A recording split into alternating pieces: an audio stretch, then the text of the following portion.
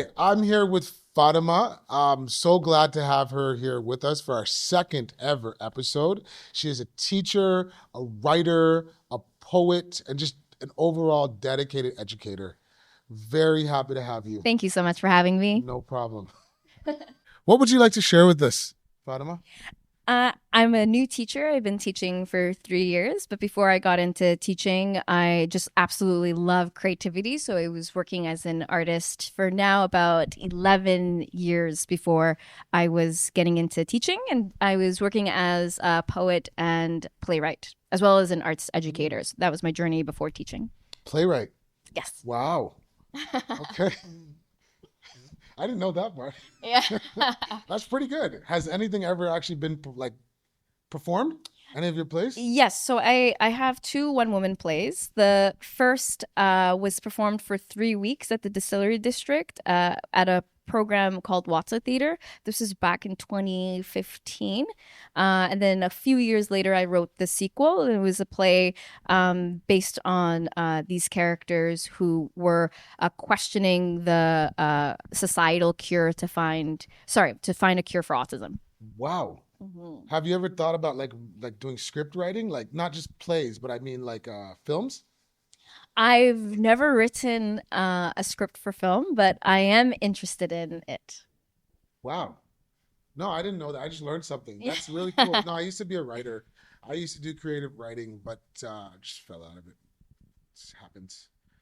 It happens. It happens. No, it does. It's one of my regrets. So, It's never too late. never too late. Never say never.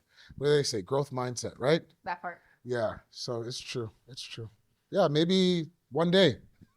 You'll be seeing my poems on this channel, right? So, okay. Like, have you been working in that neighborhood a long time? Actually, I started my teacher candidacy at the same school that I'm now working at. Oh, really? Hmm. Which was allowed you to easily get a Yes. position there? Yes, and easily know what are the dynamics of the school environment as well. Because I actually know that school and I know somebody that worked there. And I think that I know what the demographic is like, but I actually think that like, I always think about behavior. That's a big thing to me. Like, what's the behavior like? And I think that for the most part, that's a pretty, might have a bad sort of connotation around it, that neck of the woods. But I think the behavior is pretty good. I could be wrong. I mean, behavior is such an interesting topic and something that, Oh, yes, I know. classroom management Yeah. and what that looks like. Sometimes it's so hard to say like an entire school is this way, or an entire class is this way. Right. When sometimes it's really like the dynamics of how each student is, what are they bringing in? Right. But because I've known them for so long, I don't necessarily come to those kinds of problems on a day-to-day basis, but because of that relationship was built. Exactly. Yeah, and that's a big thing, right? That relationship piece. And okay, so this is part of the thing, right? Like I go back and forth between like saying the stuff that we always say in education and then like what does it really mean? So like people always say that, oh, well, you're not building relationships. Build relationships, build relationships. But when we say build relationships, like what does that like really mean to you? Because there are some teachers that like try to build relationships, but the kids are not like giving them the time of day. And it might be their energy. It might be like they already have a preconceived notion of that person. But like it's this is a comment that's starting to kind of bother me a bit because people are like, oh, well, just build relationships. Like it's like, oh, just like it's that easy. Like I'm just gonna go build this relationship and then we're done. Yeah. Right. So like what does that really mean like to you?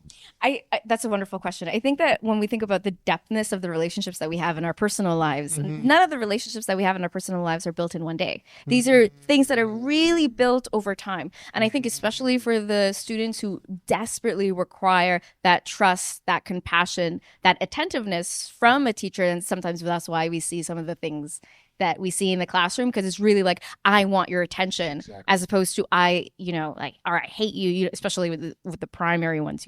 You'll hear that kind of like almost personal attacks to a teacher. I think building relationships is one of the most important things, but it's probably one of the hardest things about teaching.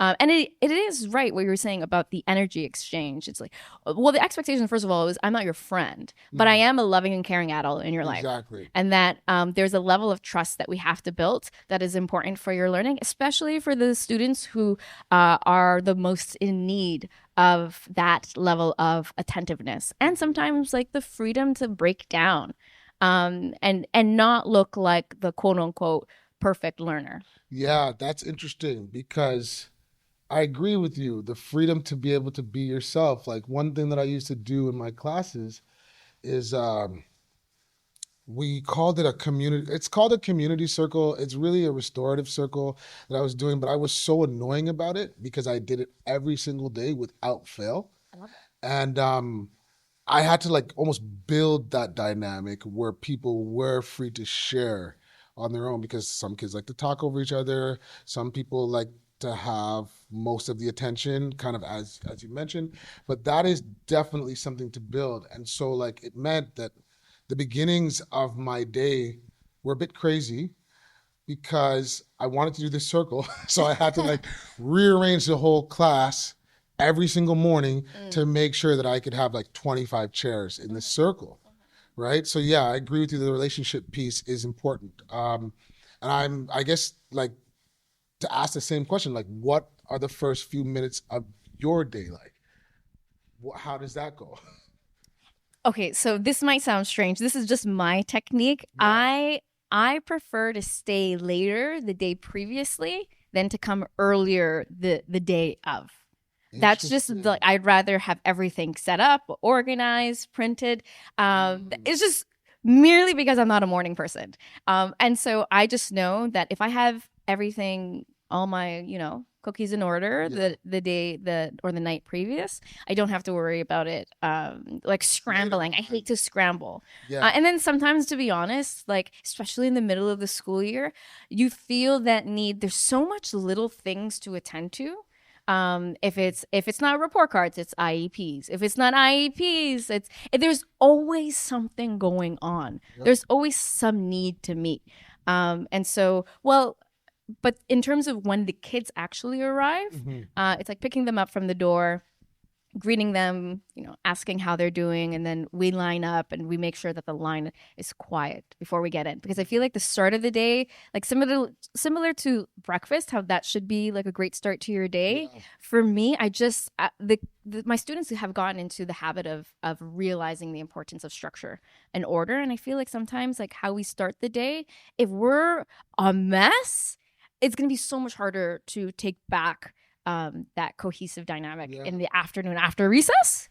Yeah. So there's a little bit of order and structure. They know their roles. So like whomever is in charge of the chalkboard will clean the chalkboard. Right. We have line leaders who always are at the beginning of the line. We have someone at 9:30 who always knows, okay, it's time to get the snack, and I don't have to alert them to go and get Right. the snack. Right. So everyone has their roles, and in the morning you kind of see it happening like a machine. Right. And that a lot of people don't know how much work it takes to build, but that in and of itself is like a microcosm It's of the our first month of society. school. It's really just the first So month, like just routine, reinstating the yeah, structure, the routine, the order. that's beautiful. And to do that with a group of like 20, sometimes more More, kids yeah. is a tall order. But what a lot of people don't see is exactly that, how in order for you probably to get all the things done, all those little things, you need to come up with certain systems. Yeah. And because otherwise it's just going to be you doing 21 things and just never meeting all those For you, are you a morning? Like how much earlier in the start of the day before entrance do you have to come to work? I'm not a morning person, Same. but I also don't like to stay late because I feel like I'm just fried. My mind is fried by that time. So the last thing I want to do is like plan for the next day. And I guess that's why planning in advance is very important. But I think about myself, yeah, it's a lot of running around. I think about the photocopying issue where it's like you're in the morning and it's There's a 15 lineup. minutes, there's a lineup, and of course the photocopier breaks. And now we're all waiting, and then it's like you're screwed, right? So that's one of those things that like I'm sure a lot of teachers can relate to. So I think that your strategy actually makes a lot of sense because really it's knowing that like it's going to be chaos in the morning. And I think that anybody that's a parent too knows how crazy those mornings are Yeah. when you have like young kids. Now try to add like 28 other kids onto that in a school where you have to teach them something. So that's really important. That's really, really big. And so yeah, it's just a lot of mix of personalities. So tell me about like some of the struggles that maybe you have. Like it's structure is really important, but where do you maybe receive some pushback from some of the kids when it comes to that kind of stuff? Yeah, I think classroom management, especially as, someone who is new to the profession, this is my third year. Yeah. Classroom management is something that I'm constantly learning.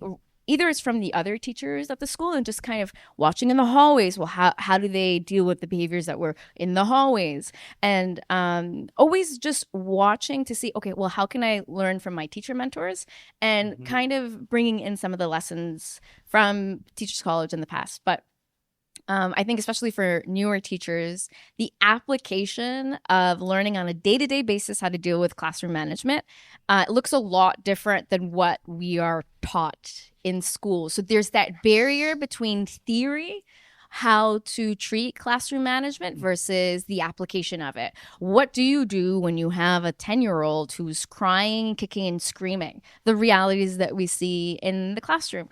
And how does that change the dynamics that we see with how, if I'm allowing a certain behavior to happen in the class, and to be honest, sometimes if a kid needs to have a meltdown, I'll let it be a private practice, something that they can do on their own outside of the classroom, maybe in the hall and not around the other kids, because the kids don't need to witness a breakdown. It's not a public display, but it's necessary to happen, especially with emotions like anger. My therapist, she once said something to me that I remembered like forever, and I apply it to everything, that anger is sadness's bodyguard.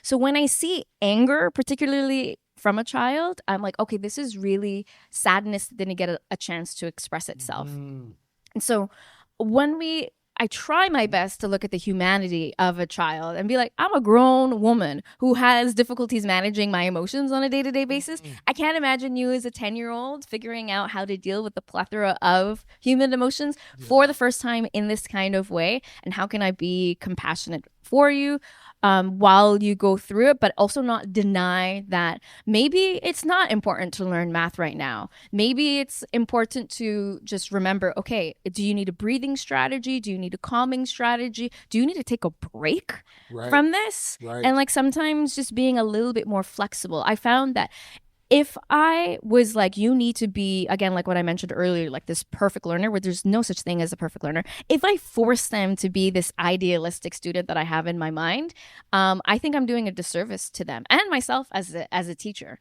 But the reality is that sometimes, it does take away from instructional time. Sometimes I'm not going to be teaching about, I don't know, equations. Sometimes maybe we might have to take a break and talk about, okay, what are the zones of emotions? And maybe instead of it being just with one kid, maybe it has to be with the whole class. It's a struggle. And I feel like although you put on all this effort and time into lesson planning, the day you got to be a little bit flexible for, especially I think with the primary learners that they have all these emotions you have to tend to.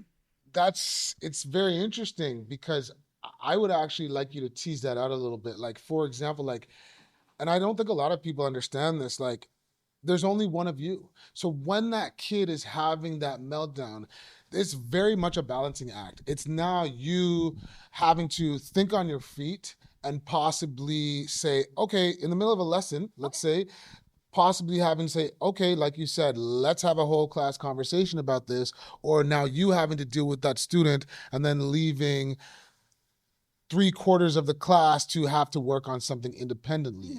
And that's one of those moments where really you have to, like, you're constantly juggling. So that's just a tall order. I think a lot of people don't see that. And then the other piece that I wanted to touch on that you said that I was really interesting too is this idea of like an ideal student. And I love that because I think that everybody has an idea of what the ideal student is, but none of our ideas are exactly the same. So I think that that's really interesting, right?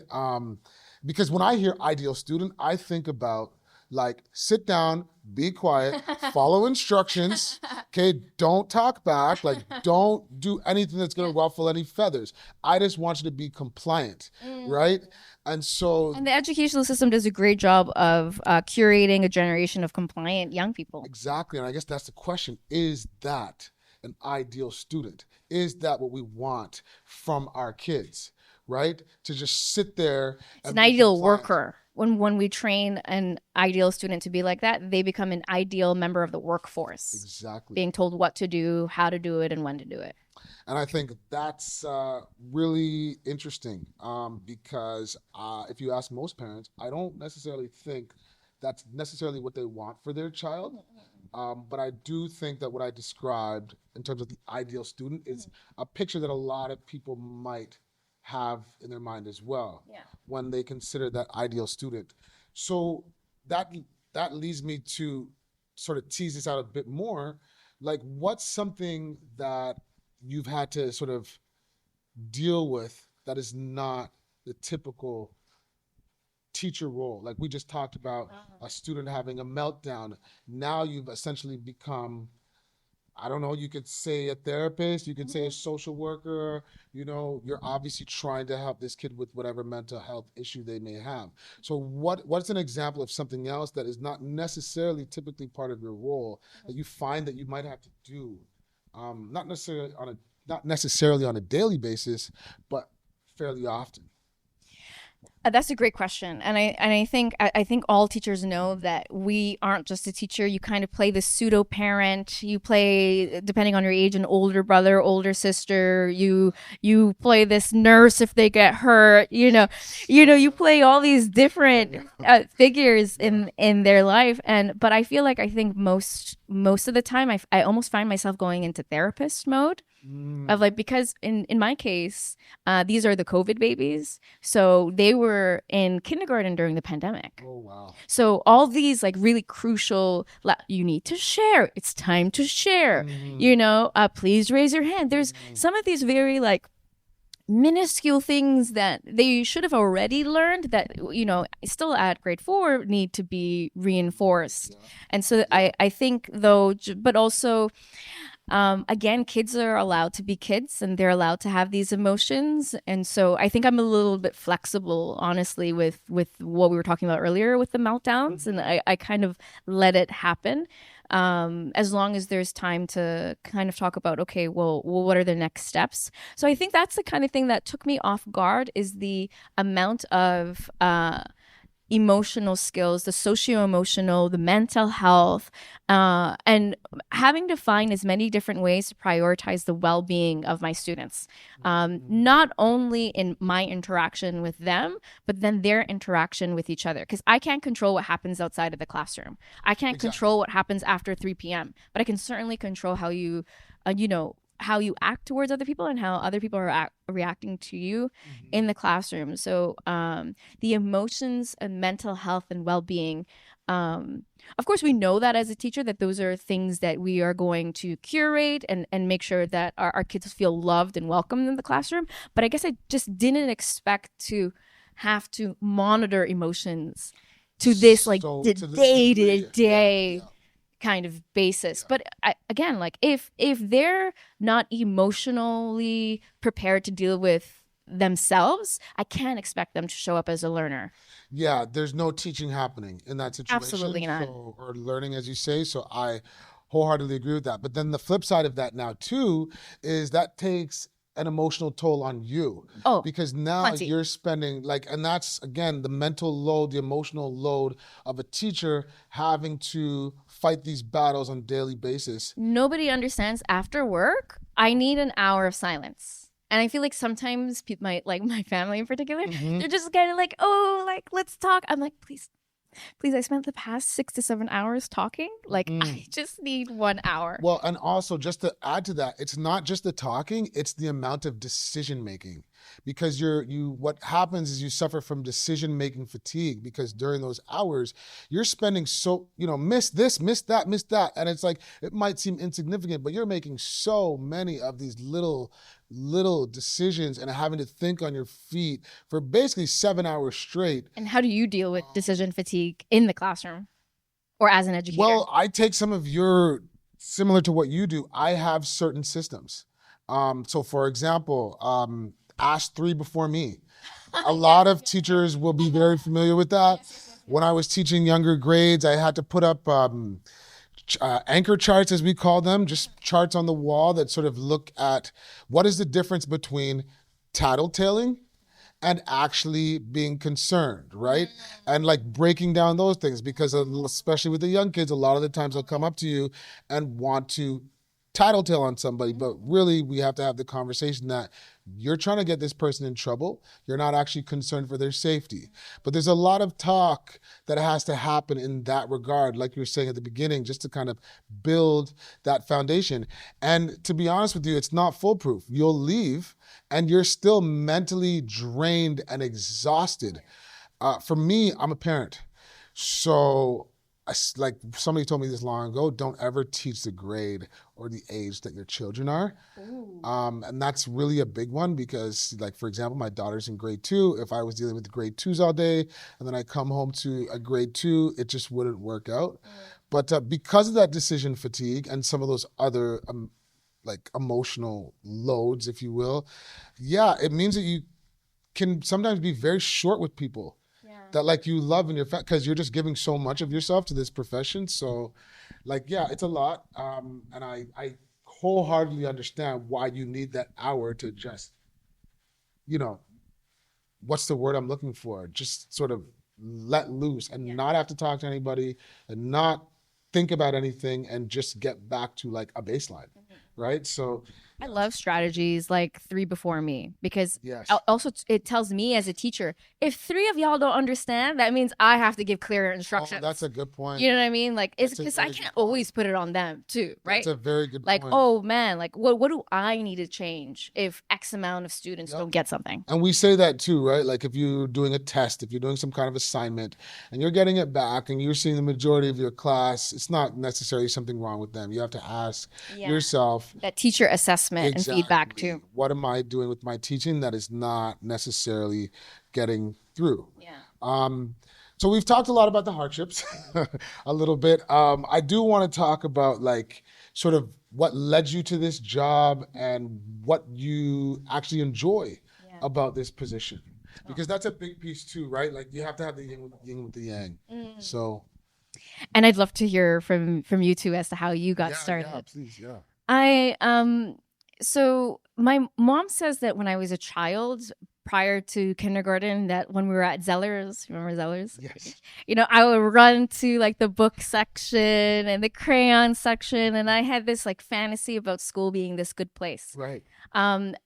Honestly, throughout my childhood, I was an average student in every sense. And I'm not in a self-deprecating way. It's just what I was then, and then I really came into myself in high school, and that was because I had some of the most incredible teachers and incredible people that I've ever met who saw a light in me, even though at that time it was just so small, but they were able to really engulf it into a flame. And I owe a lot of my life to the teachers who had poured into me in that way, whether it was a teacup of a pour or a swimming pool of a pour. And then a lot of times it felt like an ocean at that time, especially like low income, poor households where you don't come from the hood. And so for most of my life as a student, I never felt like a teacher genuinely cared about me in the kinds of ways that I felt like my high school teachers were like curious about me, and they're curious about my interests and wanting me to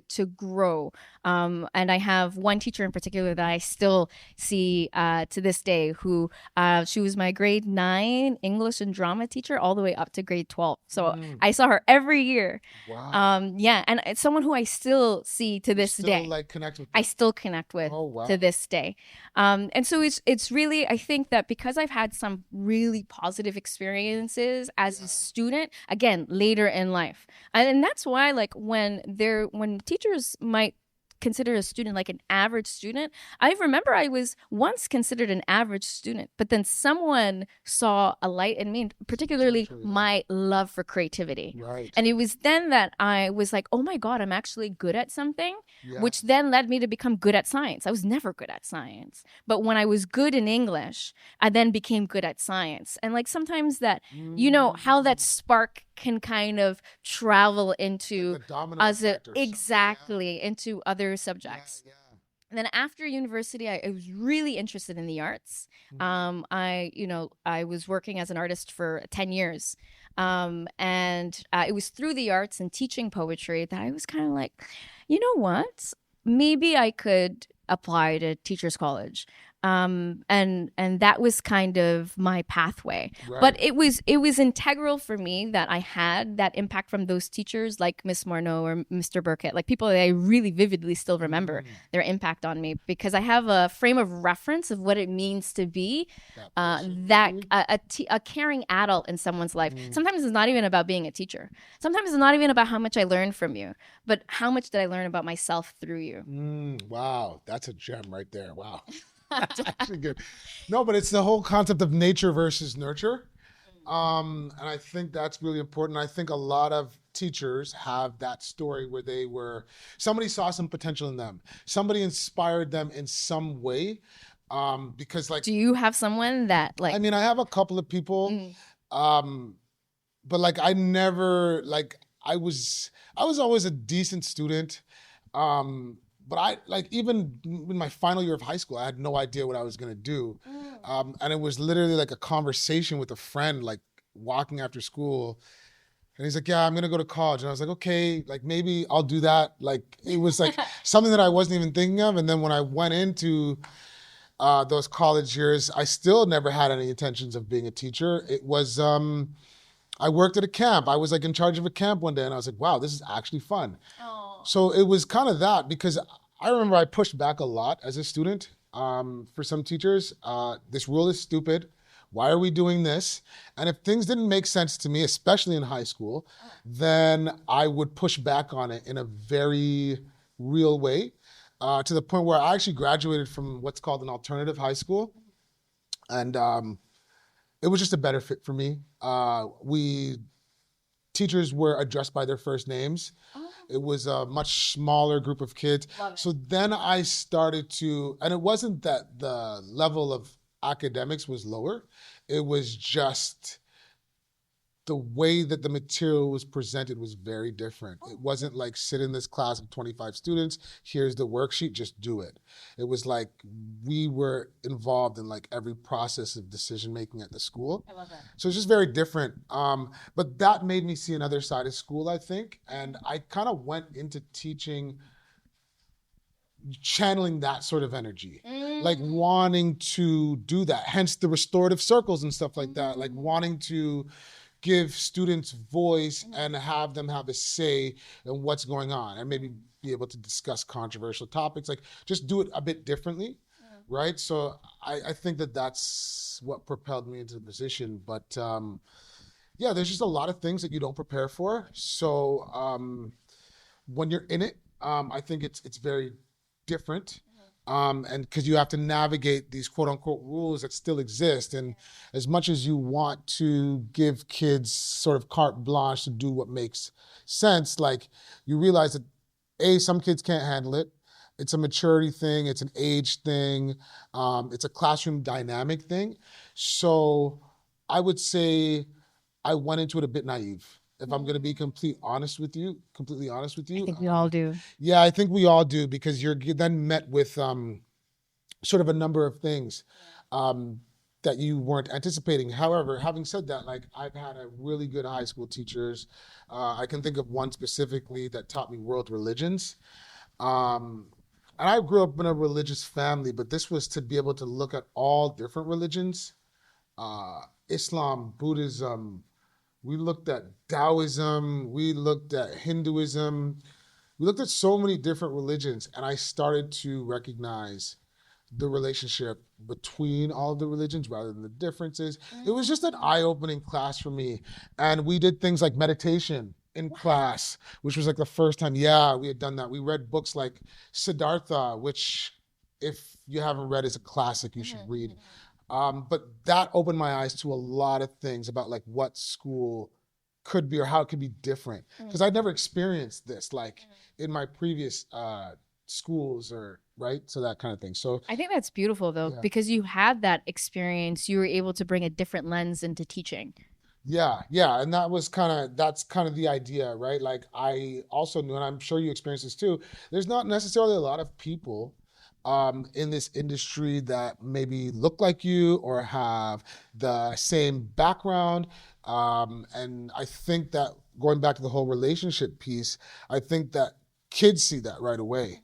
And you don't have to fake it. Like they just know. And that kind of gives you an in. That kind of helps you build that relationship because they see some of themselves in you, which is a challenge, I think, for teachers that are coming into a school or coming into a neighborhood or a demographic where they don't necessarily have the same background as kids, right? So I just think that's really important. And so that kind of leads me to what is sort of something that you were not prepared for in teacher training, that you are finding is helping you right now in your craft or with your profession? Yeah, take a second and think about that one. Like it's okay. But there's a lot of things, even if it's minuscule, right? Even if it's something small.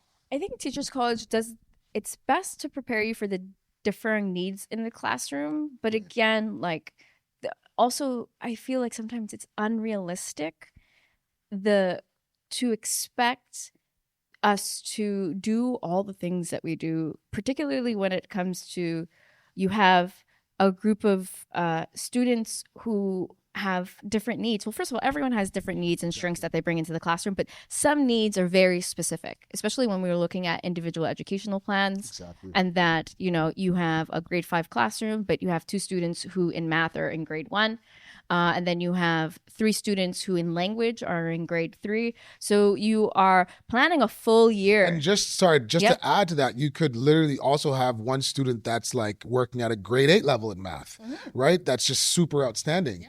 Somehow you have to meet all those needs. Somehow you have to meet all of the needs. But I think what I eventually figured out is that when I am struggling to meeting the needs of the classroom is when I lean upon their strengths. So take that kid who's like a grade 8 in math. I'm like, okay, after we've done the class discussion I know this student is really struggling with independent work. After you've completed your work and after we've completed our small group instruction, do you mind sitting outside and just doing some multiplication runs with him, please? Right. And so just leaning on the strengths where we can and then helping, because it's not only about the building the relationships teacher student, it's also helping to what like you were doing with the restorative circles. It's helping to have the students have relationships with each other. And then how can we lean on those strengths and lean on them learning from each other? I'm so sorry, it's my alarm. Yeah, no problem. I'm gonna have to turn it off. I'm so sorry. I thought that was our time. That is actually the time I picked the kids up from French. Oh, really? Yeah, 2:20. Okay. Is it 2:20 right now? Yeah. So, this is perfect, actually, because just to piggyback off what you just said and what happens, another thing that I feel like they don't prepare you for is exactly stuff like that. Like, you sort of changing your life around this job, like waking up at 2 a.m, like, wait a second, did I email Johnny's mom about this? Yeah. Right? Or like the second that you wake up, your mind is just going in 20 different directions because you're like, did I do this? I have to do this. I have to do this. And it's not any different than any other profession, I suppose. But it's like, it's the idea that we take this with us. Like, you are during your break right now. It is during the weekend, but your phone is still set to school responsibilities. Right? So it's just kind of like this idea that, like, yeah, no, it's not just like I'm showing up here 15 minutes before the bell rings and then I'm leaving. I'm staying later to make sure that my day is ready. When I come back, I have all these systems in place to help the kids work with one another so that I can try my best to fulfill all these responsibilities. I'm setting up my own personal device in such a way that I can be reminded of what I have to do when I'm at this place. And so, like, that was kind of the idea, like, to get people that are listening to understand how consuming this role really is. And it's not for the faint of heart. And it's not that we're complaining per se. No. But it's a lot. Yeah, and I don't know if there's a culture of like a cultural understanding or really a good eye into the unpaid hours of a teacher's life. People kind of think like, oh, you get the summers off, you're so lucky. It's like, yeah, if I didn't get the summers off, I don't know what my mental state would be like. Yeah, exactly. Yeah. Literally, you probably have a lot less teachers. And then, what I often say to my friends is, do you actually think that I have the summers off? Like if we just take an audit of a teacher's day, which we have done a little bit. Like, for example, you have come in, you're probably getting to work, I'm going to assume, like, legally, I think we're supposed to be there 15 minutes before the bell rings. So you could choose to come in earlier, but you don't have to. And I think most people in most jobs come when they're supposed to come. So you could come 15 minutes early and you're doing your job throughout the day, right? You're teaching and trying to sort of do the best job that you can. But then the questions become, when do you actually plan these lessons? Like, you can't just show up and just say, okay, I'm teaching today. Like, when do you plan the lessons? When do you photocopy the sheets? When do you mark the tests? As a new teacher, that was so hard for me. Right? Yeah, when you're new and like just figuring out like, oh my God, I have spent my entire evening planning out, let's say, especially if you want to plan it out, like Earth Day is coming up. So I have to plan Earth Day specific activities. And so there's all this time that before I got into this profession, I didn't realize how much of that after school on the weekends to plan and prepare was involved. And so that kind of threw me off guard. Yeah. And I think that that's what leads in large part to teacher burnout. So I think that going back to the original like topic, which was getting the summers off and getting all of these breaks, it's not sustainable to do 2 and 3 hours of work every single day after school, which, mind you, I did for probably the first 5 years of my career, like literally going to sleep at 2 o'clock, waking up at like 6 o'clock, like sometimes not even showering, just showing up in like sweats and whatever. Yeah. And it was all on adrenaline. I was all doing it on adrenaline because I actually enjoyed what I was doing, but it's not really sustainable. And so the question then becomes, well, when do you get all this work done? And for me personally, what I've had to do is that's what I'm using my summers to do. That's what I'm using my March break to do. Yeah, you guys think that during our winter break, we're just celebrating and relaxing. No, I'm working on report cards and I'm planning what I'm going to do for the next 3 months, right? And I think people forget that the planning is crucial to that classroom management piece. That if I didn't do enough strategic planning, whether it's lesson planning or activities or making sure that they're reflected in the learning, you're gonna have a hard time with control. You really are. And the kids notice that. That's the thing. They notice it right away. And the second that you're not organized or structured, they will pounce on that. You'll have a hard time reeling them back in. So I just want to end off then with asking you maybe this one question. If you could go back and give your first year teacher some advice, and to all the people that are maybe thinking about becoming teachers out there, what advice would you give yourself? Ooh, when I first started out, Yes. If you could go back to your first year.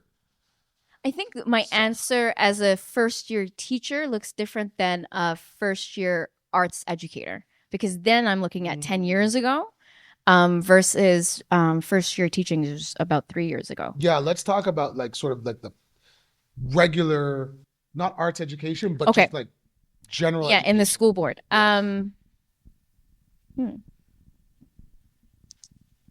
I guess I would say, oh, there's so much I could say. I'm sure. I would say that, okay, first and foremost, prioritizing the well-being of your students also includes prioritizing your own well-being. Right. And so you need to be able to take care of yourself if you're going to take care of the lives and security, not only the academic growth, but the social growth of your classroom. So prioritizing my wellness will contribute to the class's wellness. The second thing would be, never take anything personally. Even with that kid that you've built that incredible relationship with, you've been teaching for 6 months, you're almost through the school year, and they yell at you, they cuss at you, like, the things that, we see that like other people might not even believe the things that we've heard or the things that were said towards us. Exactly. And sometimes it's really easy to take, especially because I'm so sensitive. And so sometimes I'll take it as what's wrong with me, or what did I do? Blah, blah, blah.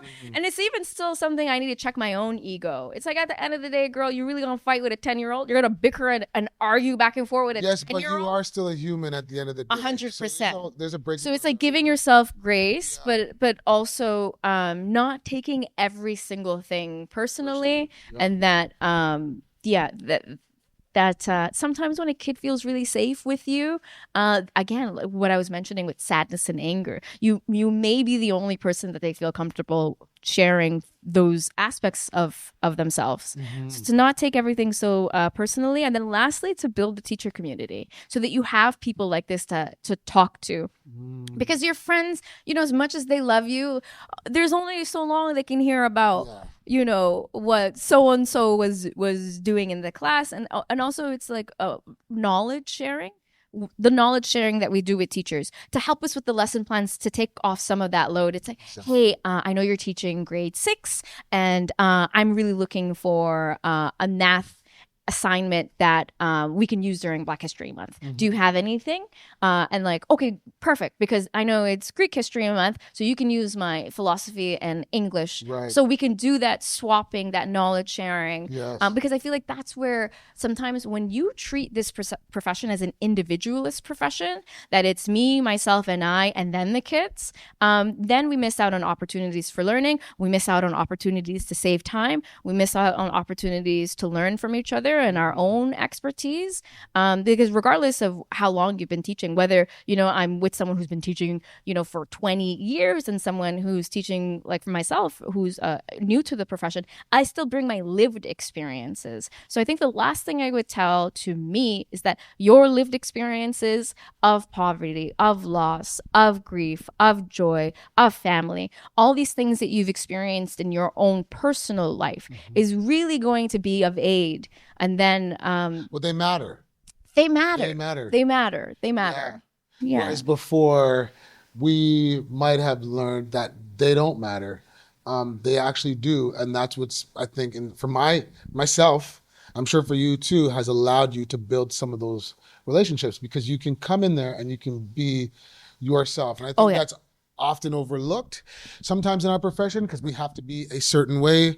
Line has to be straight. You need to look this way. Yeah, being yourself is the most important. I came to school one day and I love Naruto, so I was wearing like this Naruto t-shirt, and the kids loved anime too. And so we discovered something that we now can bring into the classroom. So now, like Gojo and Kakashi, these like really famous anime characters, we bring into math. So it's Love just that. Love that. when you're more authentic to yourself, you allow the kids to be more authentic, and then you have this enriching learning experience. Exactly. Love that so much. Thank you so much. Thank for coming you. here Thank you. Thank and you. sharing your experience. And I wish you many, many, many more years of success in this industry. Thank you. Okay. And that will be that. Thank you.